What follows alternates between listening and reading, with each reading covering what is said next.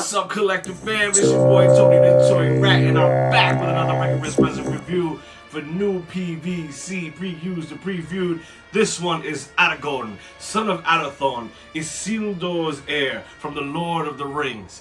This particular diorama is from the Two Towers.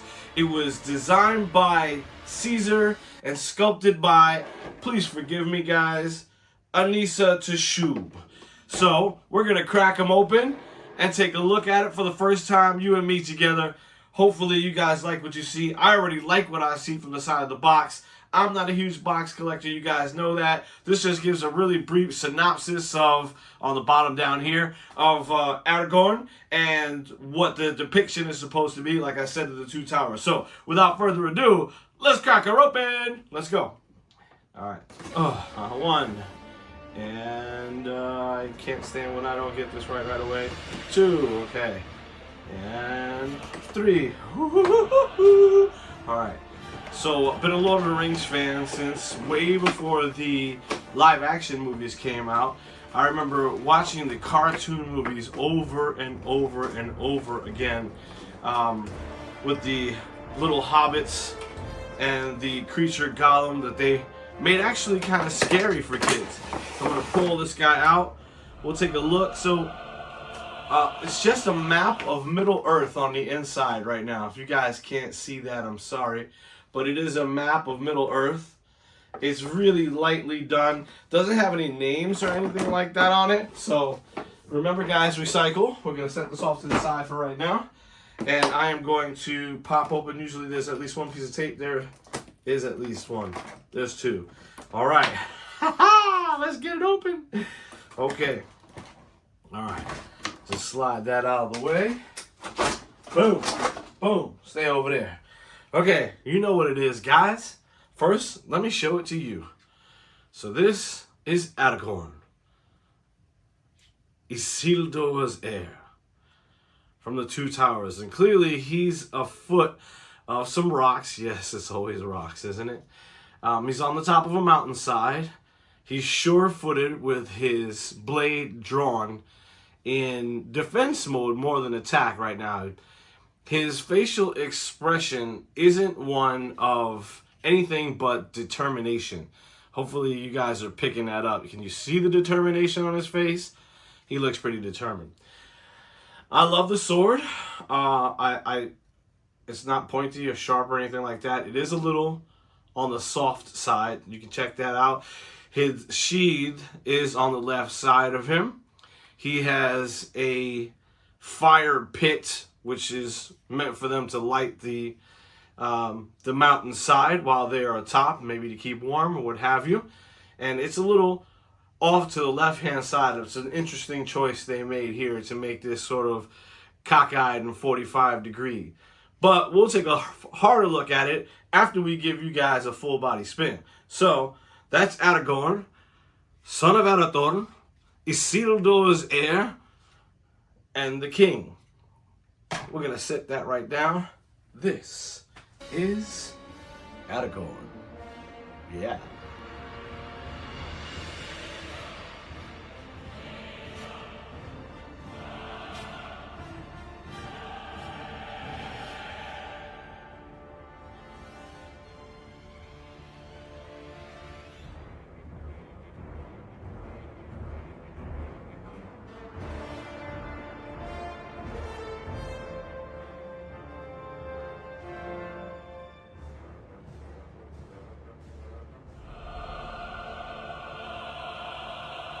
Alright, collector fam, we're back, and before we get too far into a deep dive into the actual statue itself, a little bit of housekeeping. One, you can see I've got the tape measure up because I didn't want to forget this time. He is about 10 inches from the tip of the sword down to the base of the rocks. Also, he's a little longer than he is wide, so we have it just around 8 inches in length. And width, we've got it just about, I'd give a 4-inch clearance. Maybe 5. Let's give it a 5-inch clearance because he's got the basket of fire on the side. Okay. Also, if you guys have never read the books by J.R.R. Tolkien, which was published in, I believe, in 55 and 56, was written in 1939, from 39 to 54, from my recollection. And the books are even better than the movie. So if you've never read the books, The Lord of the Rings, stop what you're doing and actually pick up the book. That's a little bit of advice from me to you. Now, you do what you want. Now, we're going to look a little bit deeper into the statue itself. As I said earlier, this is a representation of Aragorn, who is the king, the returned king by the end of all three films anyway. And this is a depiction of him from the Two Towers. So, although I can't say for sure exactly what scene this is from, his overall portrait is pretty amazing. I'm going to pull this up real quick just so you guys can see that a little bit better. The face of Viggo Mortensen, who plays the king, Aragorn, the ranger, as it were, which is not this outfit, is pretty spot on.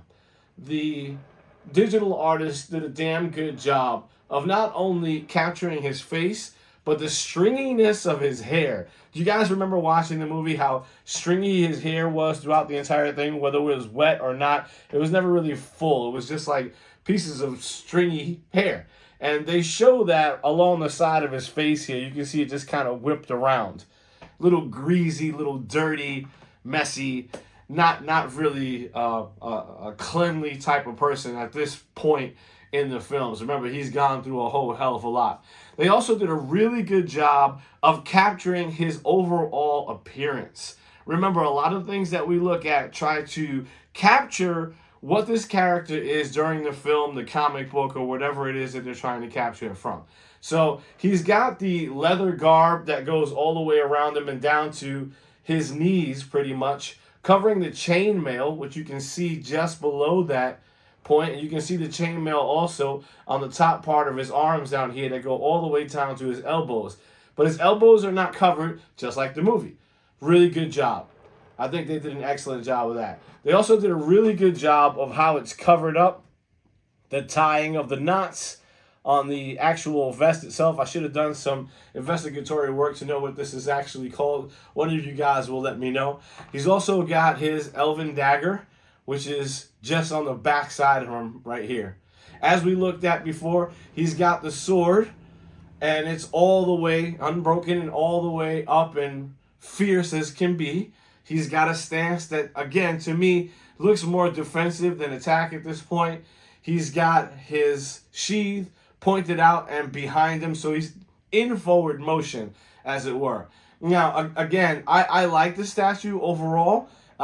Its weight is just under a pound. It's really light. They didn't solidify the base or anything, so you can see the pinch points where he stands in both of these locations here. Not that that makes a difference at all, because it doesn't shake, it doesn't wiggle, it doesn't wobble. It will sit exactly where you leave it, and it's going to look fantastic in that place. If you're a Lord of the Rings fan, and how can you not be a Lord of the Rings fan, this is one that you're going to want to have in your movie collection statue. Now, some of the things that I am hugely not a fan of, that I talk about like all the time, he's standing on rocks. God knows he's standing on rocks. Why can't we not get away from rocks? Okay, to be fair, in a lot of the movies, they are moving up and down mountainsides, so you have to forgive them that. I'm not sure I love the idea of having this well of fire cockeyed and off to the 45-degree mark, but I think I know why they did that, to conserve space. They would have had to create a whole nother area for this if it was going to be straight up and down. So I forgive them that piece of it. I love his beard and his mustache and the way he's looking. Even the way they captured his eyes. One more time, guys. I want to kind of illustrate that for you in every way that I can. And hopefully you guys will get a much better, closer look at it yourselves. His garb in the back does move a little bit. It's flexible. Same in the front. The chainmail does not. The chainmail, there is no flex in the chainmail itself.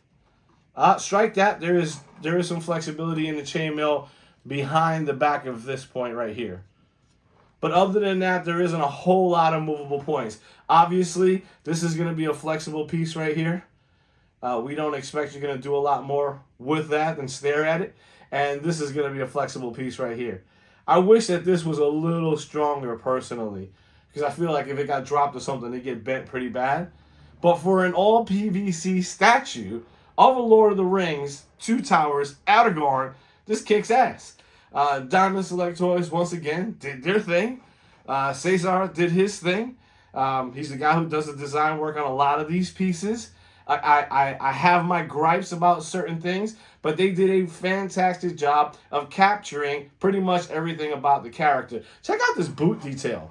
Check out the detail of the boots in the back. You guys check that out? That's really good. Look at the wrinkles. Look at the tie points on the back. Look at the cuff, the overall cuff on this point right here. Do you see that? And it's captured on both legs. I also really like the wrinkles in the back of this vest thing. I really will learn what the heck this is called. But you can see there's swaying motion associated with it, which makes it look really cool. I, as always, wish that there was some kind of lit up feature. Like, I wish this lit up in some way, shape, or form. Maybe I'll figure out a way to make that happen on my own through some modding. But I think they captured all of the detail exquisitely. I love having this statue in my collection. And I love what's coming next, because we're going to pop open Gandalf, baby. So there's going to be an argument between the two Tonys, both of us, to determine which one of these guys is the real star of Lord of the Rings. And you guys can tell me whether or not I got that right or not. In the meantime, enjoy Aragorn, son of Arathorn, Isildur's heir, the king of Gondor, as it were. And I think you'll appreciate having him in your collection. So this is the Lord of the Rings, Aragorn, and Tony the Toy Rat, and I am out.